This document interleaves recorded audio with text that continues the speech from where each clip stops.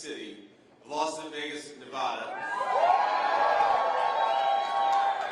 Now, I really do think, with all the momentum that we've got, we're going to make Las Vegas red. We're going to make Nevada red, and we're going to turn Nevada red for Donald J. Trump and the American people. We're going to win this race. Now, we got a couple of special guests to shout out before we get started. I want to give a special shout out to, I think, one of the best candidates anywhere in the country this cycle. You guys are lucky to have the great American hero, Sam Brown, running for the United States Senate.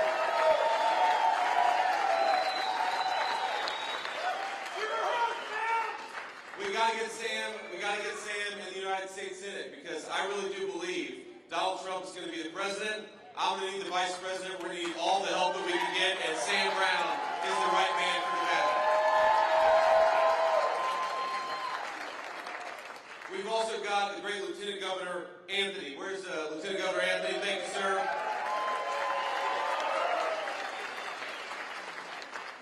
And we got a guy who's doing a very good job, the state GOP chairman, Michael McDonald. Where's Michael at? Thank you, Michael, for your work. Now, one of the things I want to talk about today is housing and how unaffordable housing has gotten in the state of Nevada. It's a disgrace, my friends. We've got a lot of Americans who can't afford to buy a home, can't afford to pay their rent, and it's because Kamala Harris has failed to do her job. But we got to talk a little bit about Kamala Harris and her interviews before that, because let's have a little fun. Let's have a little fun before we talk about public policy. I'm telling you, I think that maybe in her heart of hearts, Kamala Harris is actually rooting for me and President Trump in this race. Because why would she keep doing all these interviews where she just goes out there and makes our case for us? I swear, I told the president yesterday, President Trump, I said, sir, my goal is every time I do a major national media interview is to pick us up 50,000 votes. But I think Kamala Harris, she gets us 100,000 votes every time she opens her mouth. Now let's step back for a little bit. Let's step back for a little bit and appreciate just how tough of a job Governor Tim Walz, my Democratic colleague, has. He's got to go around and defend Kamala Harris's record. And that is, my friends, that is the indefensible. He's got to try to pretend that Kamala Harris didn't raise the price of groceries by 25%, but of course she did. He's got to pretend that she didn't increase housing costs in the state of Nevada by 38%, but of course she did. And he's got to pretend that she didn't open the American southern border, but of course she did. So I kind of feel bad for Tim Walz, if I'm being honest with you. I know maybe I'm the only person in this room who does. But the thing about it, I've got the easiest job in American politics. I've got to remind people that Donald Trump delivered the fastest rising take-home pay in 40 years in the United States of America. I've got to remind people that when Donald Trump was president, inflation was 1.5%, the lowest it had been in a generation in the United States of America. And I've got to remind people that Donald Trump built the wall and secured the American southern border, and that's a very good record to run on. So if it looks like we're having fun in the Trump campaign, and it looks like the Kamala Harris-Tim Walz campaign is a little bit sad, I think it's because they're terrified of having to continue to explain their record to the American people over the next 13 days. Just think about this.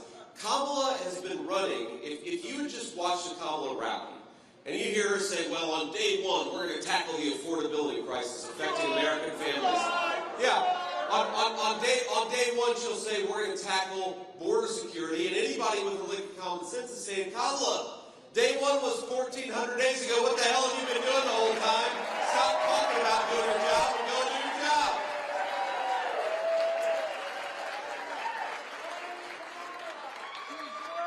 But I think it explains why these interviews are so tough for Kamala Harris. Because they ask her very basic questions about what is she going to do differently, what is she going to do in the next 4 years that she hasn't done in the last 4 years, right? How is she going to solve the problems that she, in fact, helped create? And my favorite is when they say, well, what is your specific plan for how you're going to lower the cost of groceries and housing for American families? And she'll say, well, I grew up in a middle-class family. Or you know, when I worked at McDonald's, I made the hash browns. And by the way, I don't even know if that's true.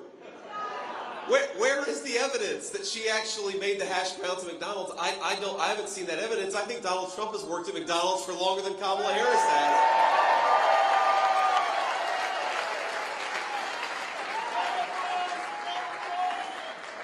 But come on, let's get serious a little bit, because yeah, we're having some fun. And well, okay, we'll get serious in a second. I want to say one more thing. So I saw, it was either yesterday or the day before, we were on the airplane coming to Nevada, and I saw this clip of Kamala Harris at some event. And you know the big theme of the first month of their campaign was that they were the joyful campaign. And my friends, the joy is gone. The joy is gone from the Kamala Harris campaign. I was watching her, and she was kind of scolding people. She was scolding people for thinking that Donald Trump is funny. But she really was. She was like, how can you dare have a sense of humor about American politics? It's one of the things I love about my running mate is he does have a sense of humor. You can fix the country, but have a good time while you're going around and campaigning across the United States, right?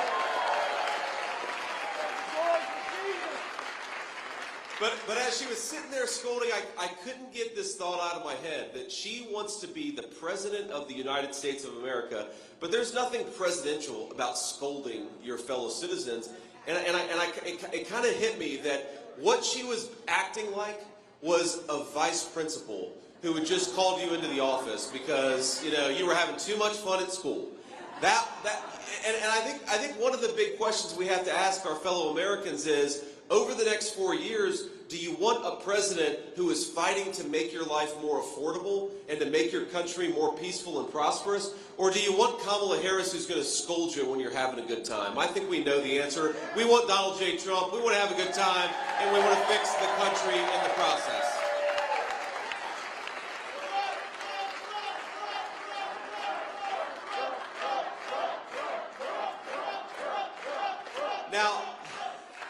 Now, I want to talk about an issue that is particularly important to Nevadans, and look, this is a huge thing I care about. I'm the first millennial on a major party presidential, vice presidential ticket. I'm 40 years old.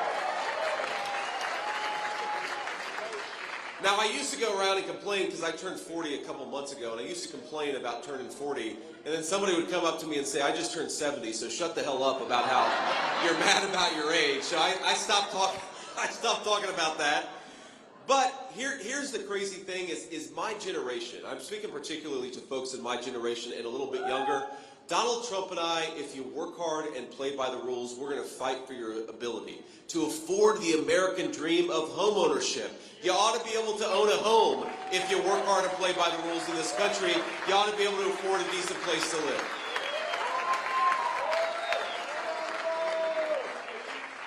Now, we talk a lot about illegal immigration on this campaign, and rightfully so. I think it's maybe the biggest crisis confronting the United States of America, and we'll talk about the effect it has on public safety and the effect that it has on our social services. But let's start with talking about the fact that when you open the border and let 25 million people into your country, you drive up the cost of housing for American citizens.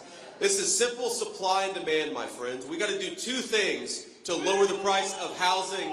Two things to lower the price of housing for Nevadans is we've got to build more houses, and we've got to deport the illegal aliens so that American homes go to American citizens.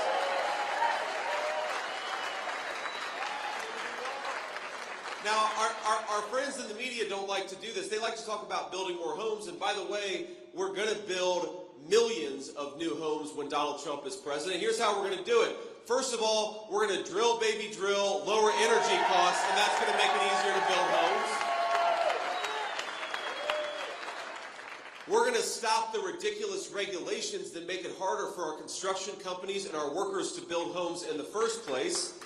And the third thing we're going to do, especially in Nevada, is we have got so many acres of federal land that are being totally unused, but we could build houses on that federal land and make it more affordable for American citizens to afford a good life. That's what we can do. And by the way, you can open up some of those lands while still protecting and preserving our beautiful natural parks. You know, Kamala Harris wants to say that you can't do both of these things at the same time. You all know there's a lot of federal land out there that isn't being used for anything, but it could be used for American homes, for American citizens. So let's change that.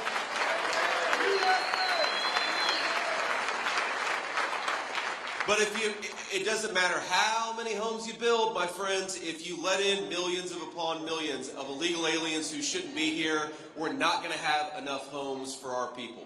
Nevada has a shortage of about 70,000 affordable housing units. Think about that. That's 78,000 American families who should be able to get into a nice home but can't because of Kamala Harris's policies. And here's the thing. When you bring in 25 million illegal aliens, and I think that's about the number that we have in this country, and you gotta put them somewhere. And oftentimes we're putting them up in first-class hotels at the expense of the American taxpayer. Donald Trump and I have a different approach. American homes for American citizens, and that is how we rebuild the American dream of homeownership in this country. Now, we talk about illegal immigration, and I do think that it is the biggest driver of the unaffordability of housing, too. But there's something else about illegal immigration that we've got to talk about, and it's the effect on public safety. Because, you know, I'll tell you a little story. I was in Valdosta, Georgia. This is probably 6 weeks ago. And Valdosta, if you've seen it in the news, it was hit pretty hard by Hurricane Helene. So spare time to say a prayer for folks who were affected by that storm. There's still a lot of people who are recovering and rebuilding. But I was there before the hurricane, and they took me into the interdiction room, which is where they've got all the marijuana, the fentanyl, everything that they've actually gotten from the Mexican drug cartels. And they showed me a box of candy, and I said, "What's that doing there?" And they said, "Oh, that's actually illegal drugs." And I said, "Wait a second, that looks like Sour Patch, Nerds candy, like what is that doing there?" And they said that the cartels have figured out that if they disguise drugs as candy, it makes it easier to import into our country. And of course, all of us know what's going to happen. An American child is going to find a bag of that candy on an American playground and is going to open a piece of candy and pay for that with their lives. And that is disgraceful, and it's disgusting, and it's happening because Kamala Harris opened the American southern border. You know what Donald Trump is going to do it? We're going to finish the wall, and we're going to deport. We're going to deport the people who shouldn't be in this country to begin with.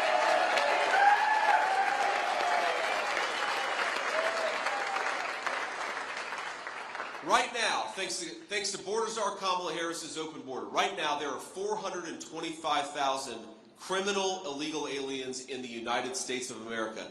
That's more than any Marines out there. Double the size of the United States Marine Corps. That's crazy. And that's not happened through some act of God. That's happened because our own government isn't doing the job of protecting American citizens. We've got thousands upon thousands of kids who are the children of illegal immigrants who are in our public schools in Nevada. And of course, what happens when you've got teachers who've got to focus on kids who don't even speak English? That means that Nevadan children are getting the short end of the stick and are not getting the education they deserve. And of course, we know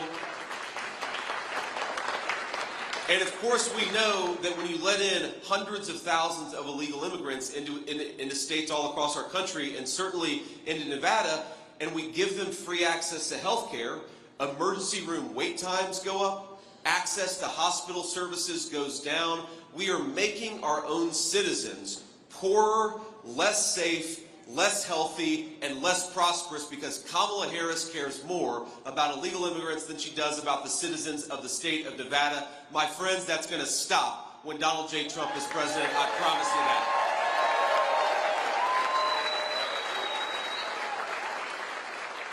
And for what it's worth, I don't begrudge people who want to come to the United States of America. They got to go through the proper channels. I don't blame any child whose parent brought them into this country illegally, I blame Kamala Harris for opening up the American southern border. We got to kick her out of there and get a president who believes in border security back in the White House.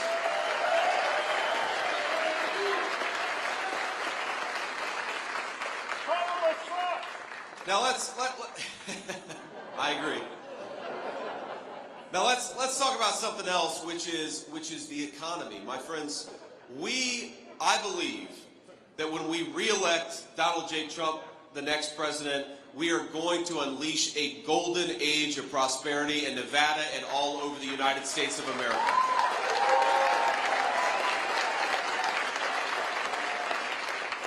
And it's worth in some ways comparing and contrasting the economic record of Kamala Harris with the economic record of Donald Trump, and also comparing the plans that they have for how we're going to move forward as a country.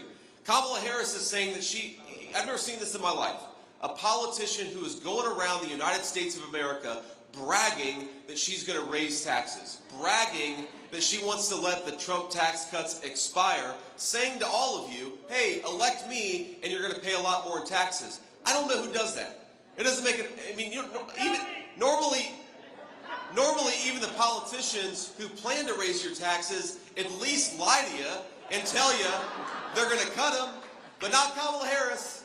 Kamala Harris is going around telling you she wants to raise your taxes. And here's what President Trump is going to do. We are going to cut taxes for American families, and we're going to penalize companies that are shipping our jobs overseas. That's what we ought to be doing.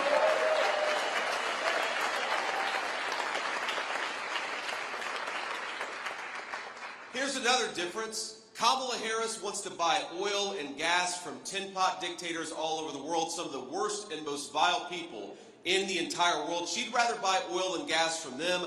Donald Trump and I want to buy oil and gas from American workers in American territories, and that's why we say, drill, baby, drill.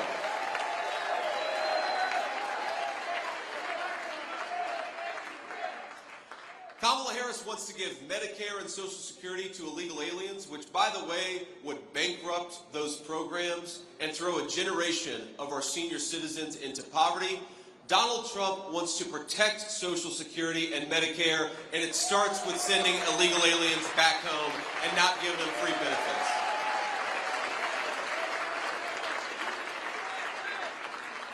And if Kamala Harris is rolling out the red carpet for the illegal immigrants in the United States of America, Donald Trump has a different message. Pack your bags, because in 4 months you're going back home.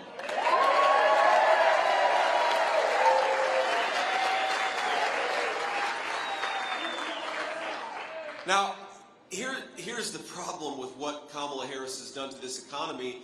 You look at what's going on right now, and it's funny, if you pay attention to her messaging, and what she says in these interviews, she can't quite figure out whether she wants to promise to change the policies or if she wants to say that the inflation crisis is over. And sometimes she'll say that. She'll brag about how inflation is much better thanks to her policies. Is inflation better out there for families in Nevada? You know, credit card delinquencies in our country have gone way up. About 10% of credit card balances in the United States of America are delinquent right now. About 8% of car loans are delinquent right now. You have Vice President Harris bragging about how good the economy is, and then you have American citizens who can't afford to pay their bills. I'd like to have maybe not just a president like Donald Trump who is smart about what's going on in the country, not just a person who knows that the American people who are suffering, but a person who can look at what's going on in the United States of America and say, we can do so much better.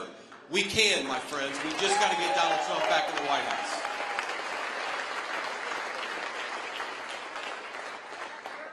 So let me say just a couple more things here, and then we'll take a few questions from the reporters, and then we're going to go to Reno from here. So this is a good Nevada day, and we're excited to be here.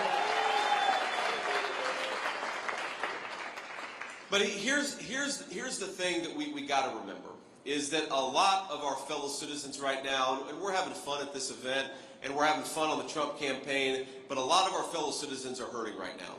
And I want to talk to you just about a couple of people that I've met on the campaign trail just in the last few weeks people whose stories really drove home how much Kamala Harris's policies are failing the United States of America. I met a woman, she's a retiree, and her husband is soon to be a retiree. Both of them are sort of at the end of their working lives. They're raising their grandchildren because the woman's daughter had died of a fentanyl overdose. And that's true of a lot of families, and it's true of my family. My grandmother raised me because my mom struggled with opioid addiction for a big chunk of my early life. Now, this woman told me that for 40 years, she and her husband, in good times and bad, they had this thing that they did, and it was their special thing. They would do steak night on Friday. Every Friday, in tight times, in prosperous times, they would do steak night. And I'm not talking about going to a fancy steakhouse, and we're in Las Vegas. I'm not talking about going to STK. I'm talking about going to the grocery store and buying a nice steak and having that be their thing that they did together. And we all know it's these little rituals, right? These are the things that make life worth living. We've all got them in our families, and it's why we work hard. It's why this is the greatest country in the world. But last year, she stopped doing steak night. They stopped doing steak night because the price of groceries has gotten so unaffordable, and of course, times were especially tight because they've got a couple of extra mouths to feed that they didn't plan on. And my friends, we got to do better. In this country, we got to make sure that if you work hard and play by the rules, you spend your entire life working your finger to the bone, you ought to be able to afford steak night on Friday night, and that's what we're fighting for.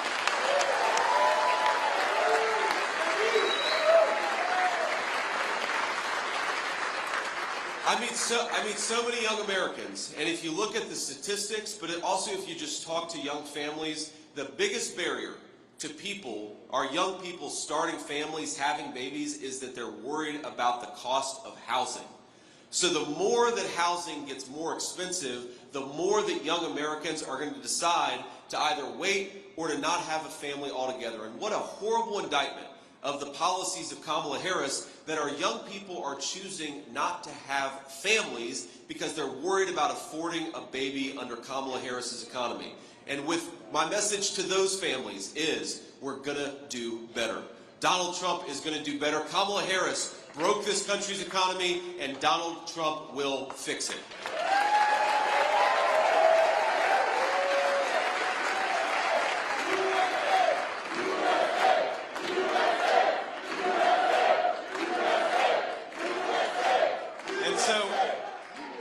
And so I want us, because I know a lot of you are volunteering. A lot of you are knocking on doors. A lot of you are doing the things that we need to do to get out the vote. And we'll talk a little bit more about that after I take some questions. But I want you to remember what we're doing it for. Because as fun as it will be to beat Kamala Harris and the Democrats, and trust me, I will enjoy it more than any person in this room when we beat Kamala Harris and the Democrats on November the 5th. Remember what we're doing it for. We're doing it to give the American people a government that actually looks after their interests. We're doing it to create enough prosperity so that that woman and her husband can afford steak night on a Friday night. We're doing it so that our young people can afford to buy homes and start families. We are on a crusade to give the American people the leadership that it deserves. And on November the 5th, we're going to do exactly that. Thank you. God bless you guys. Appreciate everything.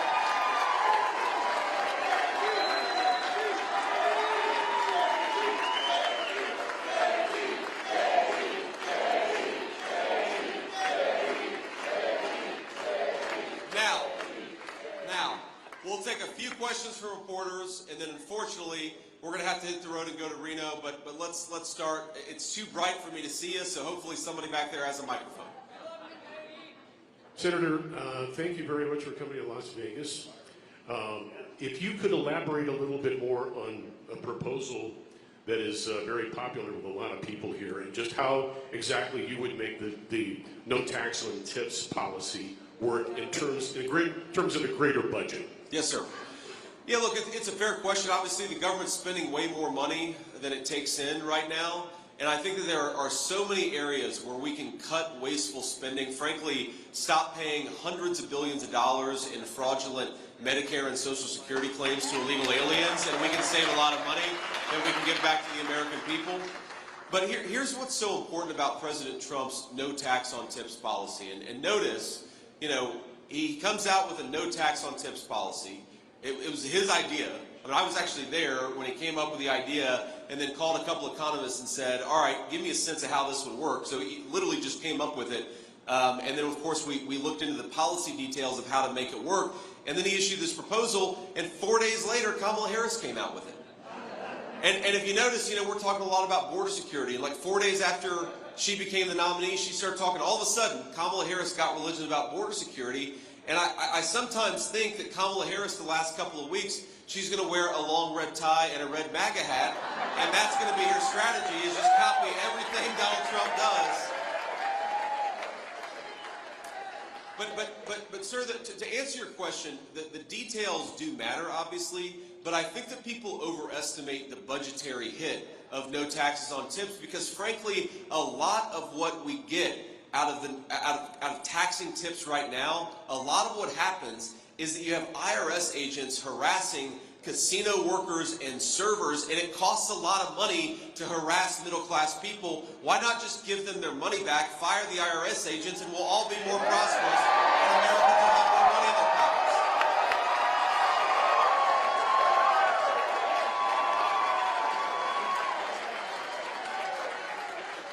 So I think a big part of the no taxes on tips policy is not just giving people more of their hard-earned money that they can actually spend on their families and spend on their dreams. It's about stopping this ridiculous tax bureaucracy that harasses middle-class American citizens. Think about this. You've got multi-billion-dollar corporations that ship jobs overseas and use slave laborers, and meanwhile, Kamala Harris's IRS is focused on a middle-class casino worker in Nevada. It's a disgrace. No taxes on tips is going to stop it, and that's why we believe in that policy. Next question. Senator Vance, with respect to the housing proposal, when the Democrats talk about this issue, one of the things that they highlight is this alleged idea of giant corporations and big investors buying up houses and thus driving up the price of those houses. I wonder if you'd comment on that with respect to your program and Sure. whether or not that would be a factor. Well, look, first of all, I've been talking about that issue for years, and that's another issue where the Democrats have just copied our talking points in one form or another. Again, we want American homes to go to American citizens, and whether we're talking about an illegal alien or a massive foreign conglomerate, I don't want either one of those groups to own American homes. I want the American people to own American homes. But what I find so preposterous about Kamala Harris's proposals here is, you know, and most of them I think are totally crazy, and some of them she's copied from us, and the ones she's copied from us, obviously I think are a good idea. I can't help but wonder, why aren't you doing it right now? Who is the majority leader of the United States Senate? A Democrat. Who is the president and vice president of the United States? Kamala Harris and Joe Biden. If Kamala Harris really believes that these policies are going to make American citizens more prosperous, she is welcome to try them right now. What I can't get over is a person who runs on promising to do something. She's got a job right now. She ought to do it. And if her ideas are so good, they would help the American citizens now. And it's telling that instead of actually implementing these policies, she just talks about them, because that's what people in Washington do. Career bureaucrats and career politicians who talk about doing things. Donald Trump actually got stuff done in 4 years, and that's why we got to put him back in the White House.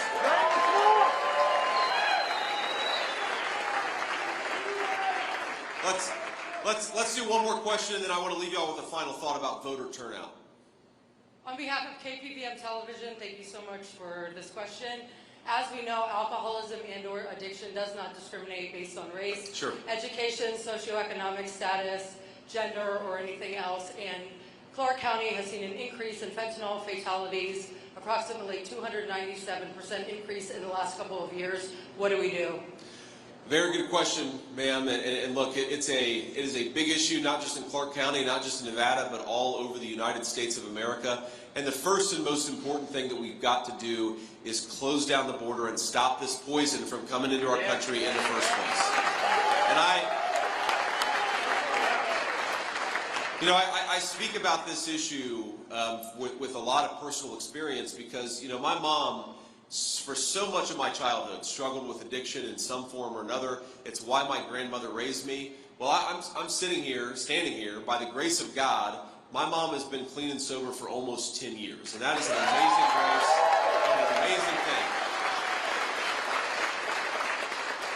But I can't help but wonder, because I've certainly sat by Mom's bedside after a bad overdose, wondering whether she would wake up and praying to God that she did. And I can't help but wonder if the poison that Kamala Harris has led into this country today was in the country 15 years ago, would my mom still be here? And would she have gotten the incredible opportunity to be a great grandmother to our three kids? I think the answer is no. And that's one of the reasons why we've got to stop this poison from coming into our country. Is to everybody out there, there is hope on the other side of addiction, but only if you get a second chance, and fentanyl is taking second chances away from our citizens. Think about this, 100,000 people dying of overdoses. Most of those overdose deaths every single year are caused by fentanyl. Can you imagine if a foreign country invaded the United States of America and was killing 100,000, mostly young people? We would go to war over it. So why don't we do that right now? Why don't we go to war with the Mexican drug cartels that are killing our people by the thousands?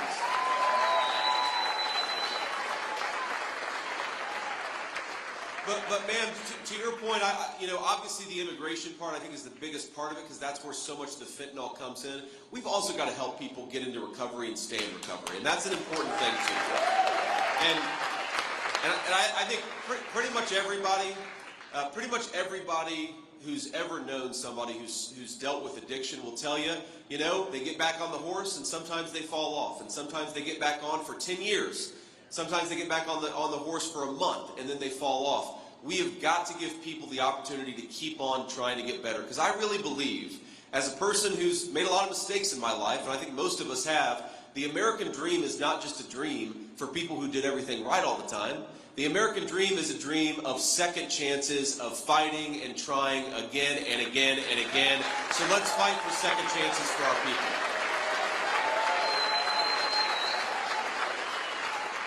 And one of the ways you got to do that is look, I'm a person of faith. I imagine a lot of you are people of faith, whether Christian, Jew, or Muslim.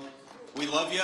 But if you're not a person of faith, you're welcome in this common sense coalition too. But you've got a lot of folks on the ground, especially people of faith, who would love to do detox to help people who are dealing with drug addiction. Or you have church groups that would love to set up small addiction counseling and recovery centers. Right now, the federal government makes it way too hard for people of faith who love their communities to get involved in helping their neighbors. Donald Trump and I want to be friends and allies of anybody that's trying to make their community better, because that's the American way, and I love that about this country. But Kamala Harris has this attitude that, well, if you're a Christian and you're trying to do charitable work, well, don't even come knocking, because you're not welcome in the United States of America. Whether you're Christian, Jew, non-believer, if you're trying to help your neighbors, you've got a place in Donald Trump's Republican Party, and we hope that we can earn your support. On that note, look, my friends, I think we're going to win. I think we're going to win Nevada. I think we're going to win the whole country, and I'm feeling good about it.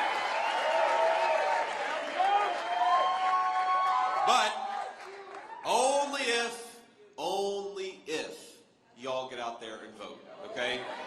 And not just you, but your friends and your family. So I'm going to make 3 requests of you, okay? And look, this matters not just for President Donald Trump and hopefully future Vice President me.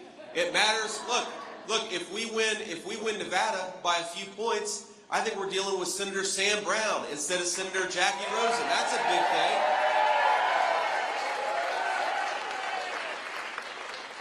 That's got a pretty nice ring to it, right? Sam's really tall. That's the one thing I don't like about Sam, though. I don't want anybody in Washington. I'm 6'2". I don't want anybody taller than me. But look, Sam he's a once in a generation guy. If we don't take this seat this time with that candidate, you guys may have a Democrat in that chair for the next 20 years, right? So here's what I want to ask you for, okay? Number 1, there's a website. I want you to go to it. Write it down if you have to, but I'm going to repeat it. SwampTheVoteUSA.com. That's SwampTheVoteUSA.com. Because as President Trump says, we have got to swamp the vote. I don't want to just win. I want to win by such a big margin that we're going to bed early on Tuesday night. And we're actually, we know that we've won. We know that we've done what we need to do. Okay? So go to that website. You check your registration. You can check how to get involved in some of our voter turnout efforts. You can know where your polling location is. SwampTheVoteUSA.com. That's number one. Number two, I want you to use whatever method of communication, whether it's social media, text messaging, email, call. I want you to commit to talking about what you saw here today, and most importantly, why you are voting for Donald Trump and why you're not voting for Kamala Harris. Because we're never going to have Kamala Harris or her allies in the corporate media telling the truth, but we can tell the truth to one another, and that person-to-person power is how we're going to win the 2024 election. Again, not just for President Trump, but for folks like Sam Brown. So talk to people. Get out there and talk to people about why you're voting for Trump. Now here's the third thing that I want you to do. I want you to get out there and I want you to vote 10 times.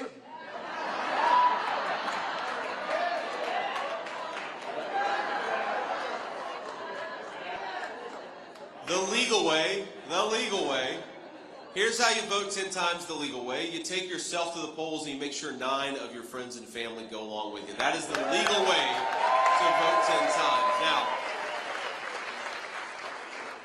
and look, I say this as somebody who strongly prefers election day over election season, but as President Trump says, it is what it is. We are now in a world where early voting, mail-in voting, election day voting, these are all the methods that we have to vote. And if Kamala Harris's team is using everything, and we're only using one of those methods of voting, then we're going to get killed.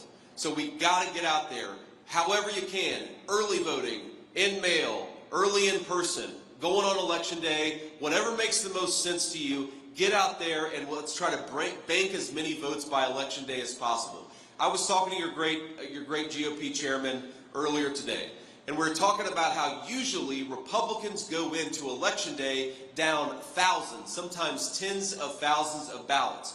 We have a chance in Nevada of going into election day with Republicans up by thousands of ballots. So let's do what we can and get people out there to vote.